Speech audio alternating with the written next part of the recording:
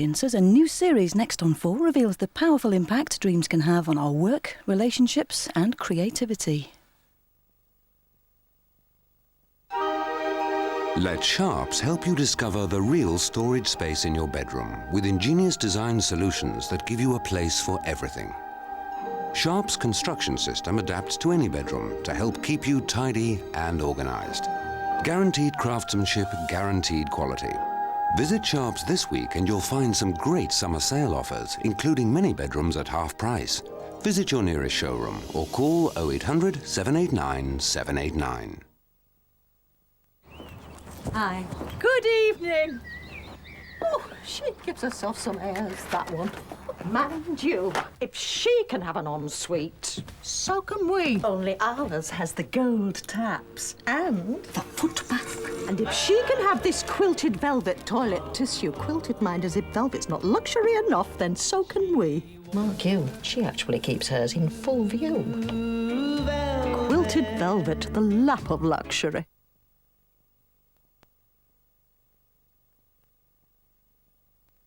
She reads the weather, but she's causing a storm. You're not anybody in America unless you're on TV. So tightly focused, she'll stop at nothing to reach her goals. There's only one thing standing in her way. Did you get those kids to kill your husband? Nicole Kidman and Matt Dillon in To Die For, Sunday at 9 on 4. Evening classes have never been more appealing. I've been thinking of taking up sculpting. You're not a sexually spontaneous person. Does size really matter? He's cute, he snowboards, he's leaving the country on Sunday. And this is your inhibition, raising its ugly head, keeping me awake. Sleepless in Boston, Wednesday at 10 on 4. Now on 4, starting with a change to the advertised episode, a new series explores the secret life you lead in your dreams.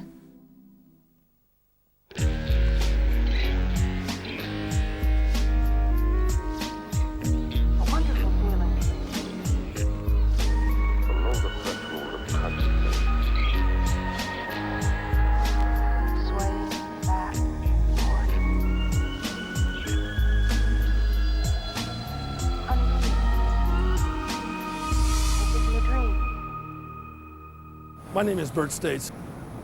I've been writing about dreams for about 25 years, and this grows out of a lifelong fascination with dreams.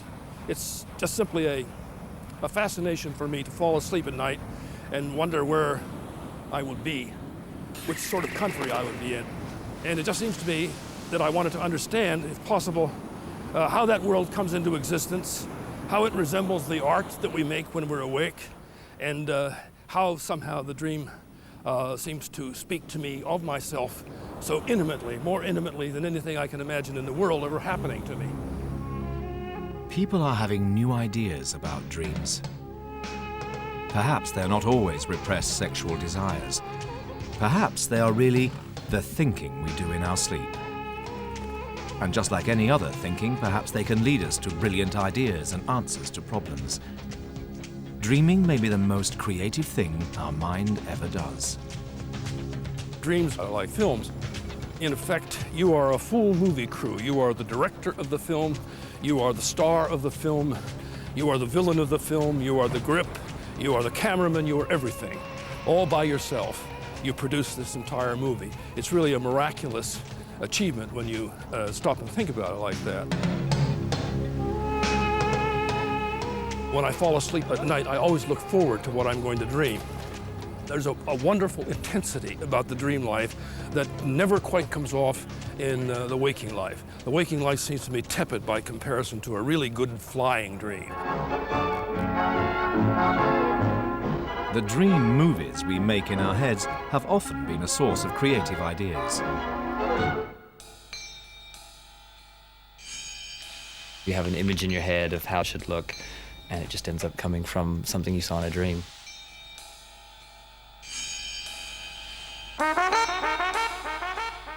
I think everyone in my company's just sort of accepted it as the norm. And I've accepted it that wherever I go to bed in the world, in my flat in London, my flat in Italy, or just wherever I go to bed, other than the airplanes, I always have a notepad next to my bed because I always do have these flashes. I have a very active mind, and it just won't turn off at the end of the day, basically. So when I go to sleep, I tend to continue whatever project I was working through. If I was trying to work on a particular shoe or an idea or something during the day, that night it just seems to continue through in my dream. You know those dreams where you wake up where you're exhausted, where you've been running and you wake up exhausted? I tend to have those, but they're exhausted because I tend to be normally chasing someone in the dream, trying to get a good look at their shoe.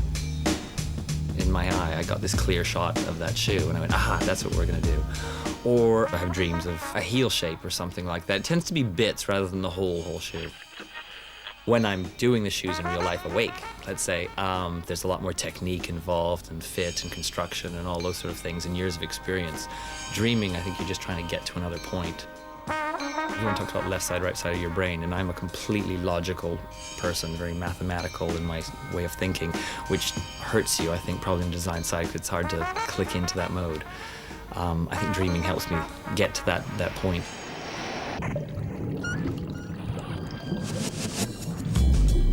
Artist Jane Gifford turns her dreams into paintings. They sell all over the world. For about the past 9 years, I've been writing my dreams down every day, and all my own work is based on my dreams. I drew every single dream that I had for a year, and by that time I'd sort of trained myself to remember my dreams, so that now it's very rare for me to wake up and not remember any dreams. My interest in the language of the dreams is the mystery of where these objects come from and why I should be dreaming about escaping from a thief in a car, and then the next minute I'm riding on a cow, and then in the same dream I'm going to a pub and there's a tiger. And I mean, you know, the tiger probably represents fear of something else, but, you know, why is it a tiger? The dreams are a kind of constant source of ideas. It just never dries up, it keeps changing. Very often I'm climbing ladders and I'm frightened of falling.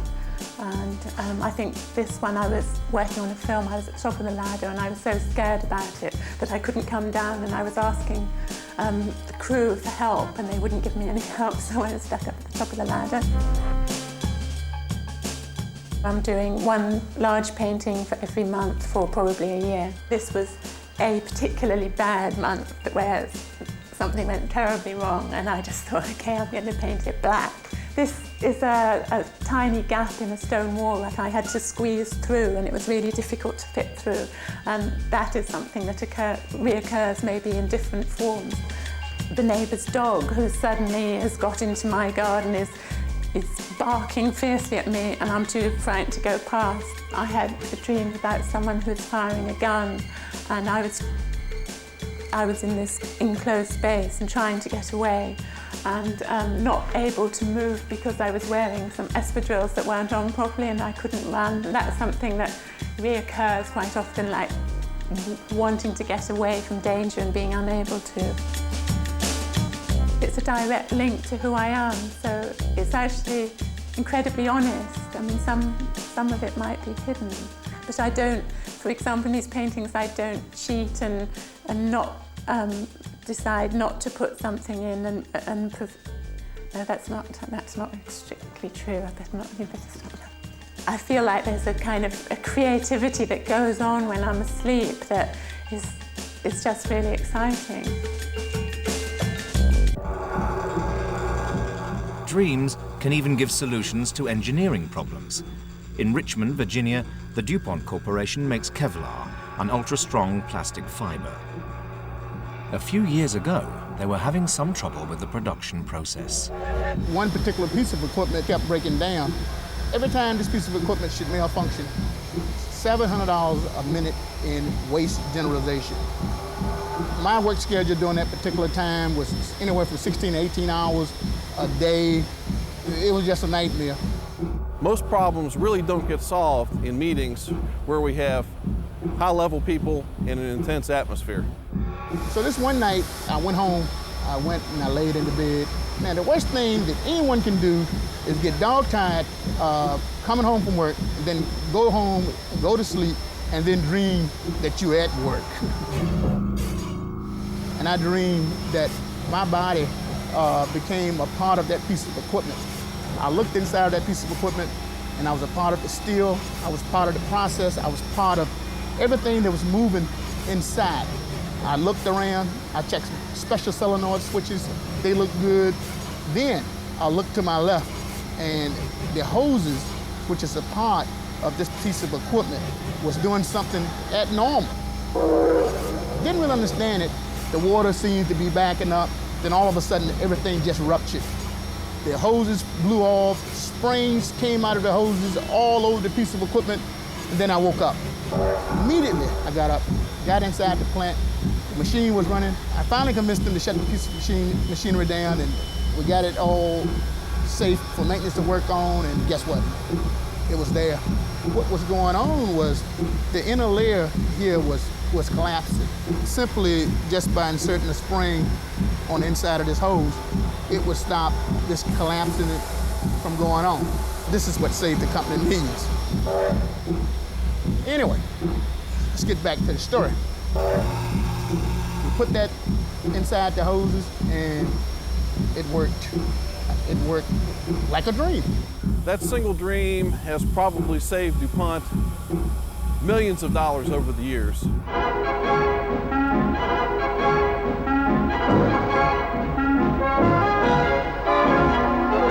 If you were able to somehow fix a very powerful neuronal camera to the top of your head while you were daydreaming, and you could record in scene structures the number of times you change your mind as you're reminded that your car needs gas, your laundry has to be done, what's Uncle Joe doing now, and all the questions that pass through your mind, you would have, in effect, a bizarre sequence of events, which is equally as bizarre as a dream. I also think that if you could take a scientist and work on a theory, or a novelist that work on a novel, or somebody who's working on a script of some sort, and put the same neuronal camera through this person's mind to record every single neuronal event that takes course in the brain, it would follow the same pattern. Nobody has actually made a camera that sees your brain working, but problem-solving dreams have been studied. Psychotherapist Morton Schatzman gave his friends simple brain teasers to solve in their sleep. What English word begins with the letters H-E and ends with the letters H-E? There's an unknown number of letters in between.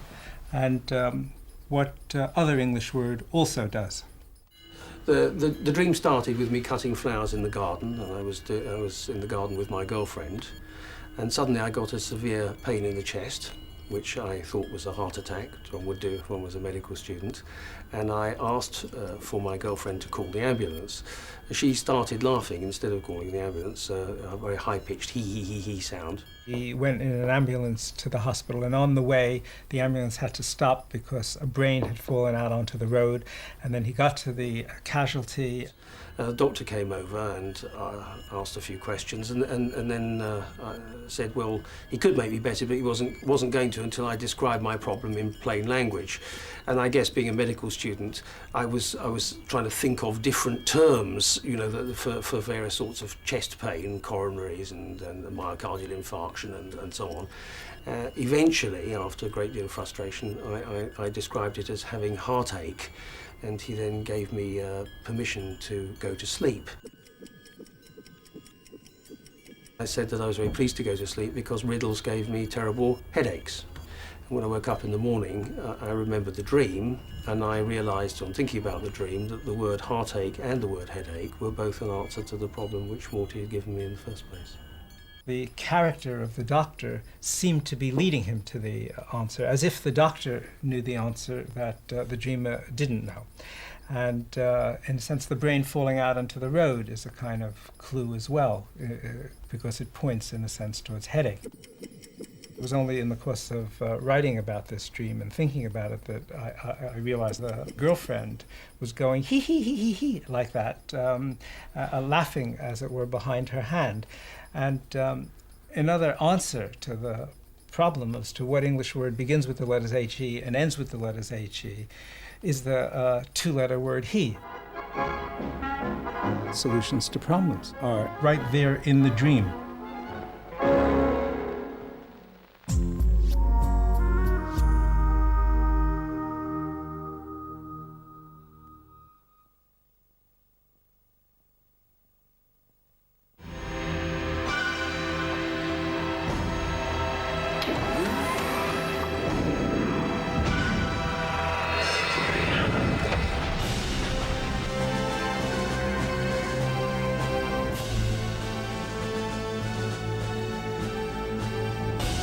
Escort Finesse. Unbelievable value. And now available with 0% finance and 12 months free insurance. Right, class. Get your pens out. Pack of 3 notepads, £1.49. Calculators from 99 pence. Ring binders from 49 pence. Word processors from £149. Photocopiers from £199. At Office World, you could get a little carried away because there are so many great back-to-school offers. Even pens. Good morning. Good morning. Could I have a box of electricity, please? Economy or family size? Economy, please. Imagine a world where electricity wasn't invisible. You'd see the product that we make everywhere, in thousands of workplaces and millions of homes. 100,000 boxes for British Steel. What brand of electricity do you use? Power Gen. Our name would be a household name. Power Gen. Not only here, but abroad. In fact, it would be impossible to imagine life without us. PowerGen. We're the power behind power. Coffee smells good. It does, doesn't it? And it tastes sumptuous. Would you like some? Yeah, please. Help yourself. Decaffeinated gold blend from Nescafe. Deny yourself nothing. I'll bring it back. Nescafe.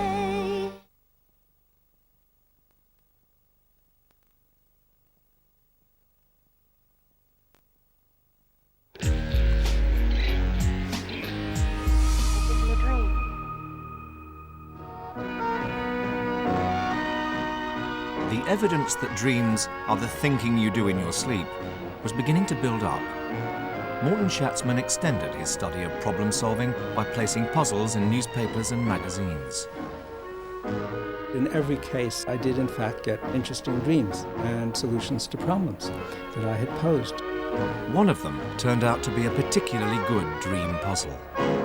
What is peculiar about this sentence? Show this bold Prussian that praises slaughter. Slaughter brings rout. In this dream, we went down in the hole following the rabbit and came to an earth chamber underneath the ground. Nice tidy hole like you see in Beatrix Potter pictures. And in it was the rabbit. The interesting thing is that the dream action proceeds along whatever lines it's proceeding without ever indicating in the slightest way that it's addressing a problem. At the far end of the chamber was the Queen, the Red Queen from Alice in Wonderland, and guards. And all over the floor were words on legs, words standing upright on legs. Couldn't see what the words were, but the words were running around here, there, and everywhere, falling over each other. And making a general confusion. And the Queen started shouting, "Off with their heads," and the guards appeared and pulled out their swords and started cutting the heads off the words. And very quickly the words lined up in nice tidy rows and weren't running around all over the place anymore. And there the dream ended. It's only after the dreamer wakes up and looks at the dream in his memory that he realizes that it has to do with the problem and that it's indeed solving the problem. I didn't know what the solution was from the dream, and I went back to look at the sentence on the piece of paper because I couldn't remember it, and I took off the leading letters from all the words and came up with the sentence which the nonsense sentence disguised. How his old Russian hat raises laughter. Laughter rings out. The implication of this kind of work is that there is creativity taking place. It's not that which has to be repressed necessarily. One of the things that we do know almost categorically is that Freud's idea that dreams are the guardians of sleep and therefore have to repress the more unpleasant experiences that we have in dreams by way of keeping us asleep. We know that that is absolutely wrong and that we must be dreaming for some other purpose than that. It must have something to do with memory reorganization. At least that's our best theory at this time. And that's what art does too. It organizes experience into a structure of some sort, and from that we can presumably learn something. Whether we can learn from the dream or not, that depends, I think, on the individual. A dream inspired Neil Geddes Ward to paint a picture. His wife, Alison, wrote a play about it. For them, the dream, the play, and the painting all contained lessons. The dream that I had, basically, was that Alison and I were walking through the woods together. He said that this dream was the most vivid dream he'd ever had in his whole life. We were walking along the woods, and we both noticed an owl up in the tree. And I said, "Oh, look, that barn owl is injured. Let's go and help it." I was pregnant at this time. I was about 2 or 3 months pregnant. And obviously, because of my previous experience, I was really worried that I was going to have another miscarriage. Somehow, as you do in dreams, I flew up to the tree and I brought it down, and it seemed to be injured in some way. And the owl flew up, and as it flew up into freedom, a great big eagle-like bird swallowed it in its jaws. And again, I flew up, and I was very distraught at this owl being eaten by another bigger bird. And I tried to pull the owl out the beak of the larger bird, and all that came away was 2 feathers. And I thought I'd lost the owl forever. And then within a few seconds, another owl came down and landed on my shoulder. And something told me that it was connected with the first owl. So with that, I sort of felt happy that this other owl come to replace the first one. And with that sort of ecstasy and happiness, I flew up with the owl. And at that point, flying over the villages in the night sky with the full moon with this owl by my side, that's when I knew that something about Alison's pregnancy, it was going to be okay. He told me all about this dream, and I felt a lot better. And I told him to write it down because I felt that it was really important and we wanted to remember it. Look, can she wake up? When she's old enough, we'll tell her about the things that happened to bring her about, all the events, and because we've written them all down, she can keep them as well. When I had the owl experience in my own dream, it had to be presented as an owl to me for it to mean something specifically to Alison. It's almost as if somewhere along the line we're somehow being educated somehow, or educating ourselves in somehow, probably to another aspect of ourselves, because a lot of people might ignore their own dreams, perhaps to their peril, I don't know. There are so many similarities between art and dreams. They both have their own form of integrity. We don't know very much about what the integrity of the dream form is, because when we wake up, it all seems so nonsensical that impossible things like Aunt Edith turning into Mother or something like that could happen. So we don't have much of an idea about that. But the main difference perhaps between waking art and dream art is that art is made for waking persons, and therefore it must have an integrity that is logical, that we can understand, and we can follow the plot and so forth. The dreams have no such obligation because, frankly, they don't care whether anybody is listening to them or not.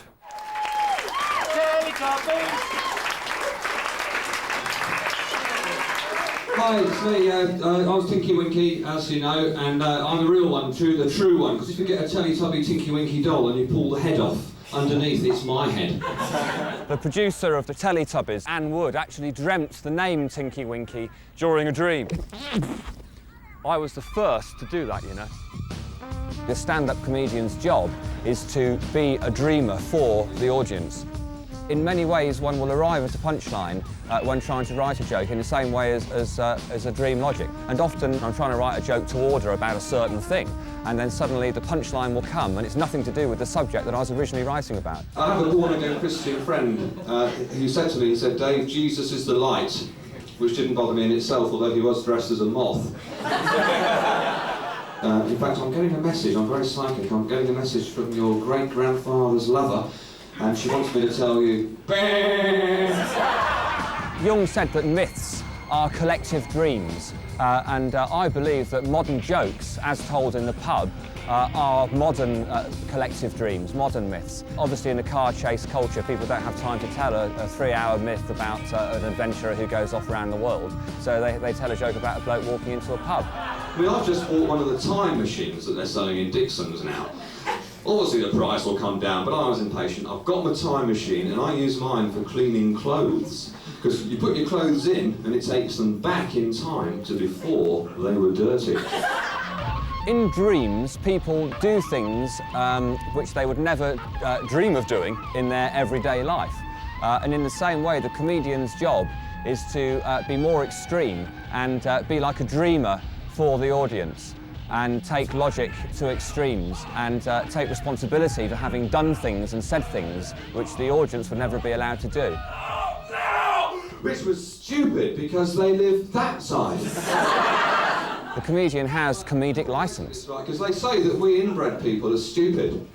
And I find that very offensive because my sister/cousin can type really fast. Although she has got 6 fingers on each hand. And 6 fingers on each bosom. When I get home. In comedy, comedians say things which would be very, very unacceptable, which are very extreme. It's almost like the language of dreams. And of course, people are in a darkened room, they're drunk, they're closer to the dream state. There's a beautiful short story about a group of black jazz musicians who play for a white club. And after the gig is over, they go to their own place and they play the music that they really want to play. And I find that appropriate to the dream because I think most of us spend our days playing for other people. That is manners, morals, customs, expectations, and things like that. And then we go to bed at night and we are ourselves. We create this wonderful thing according to our own specifications, which cannot be duplicated by any other person.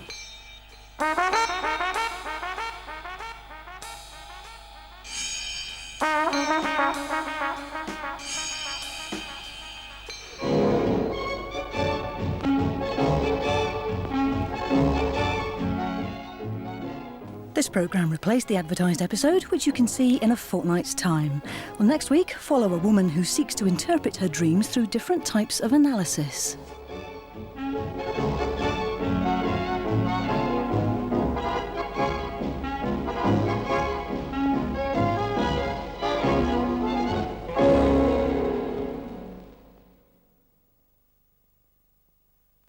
There's a special Channel 4 guide to sleep and dreams. To order your copy, please send a cheque or postal order for £2, payable to Channel 4, to A to Z of Sleep and Dreams, P.O. Box 4000, Manchester M60 3LL. With hope and with humour. I'm in my late 40s, so it's really hard to get pregnant the fun way. A personal journey of tears and laughter. Rolling. He's so glad. You know, I have a lot of faith in Anne's ability to bring this off. Anne and Peter's fertility treatment is more than a matter of making babies. After all these years, I begin to feel that there might be another spirit out there. Another person waiting to come in and be my child. True Stories, Baby It's You, Monday at 9 on 4. Coming up next on 4, Lindsay's taught a lesson she'll never forget in Brookside.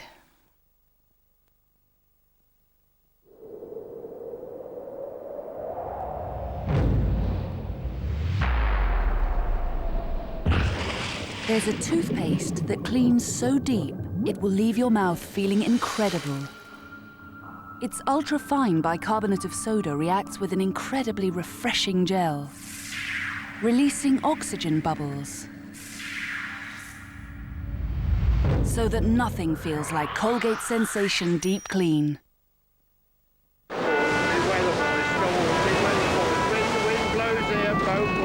To ensure our tuna reaches you sea fresh, we John West Fishermen.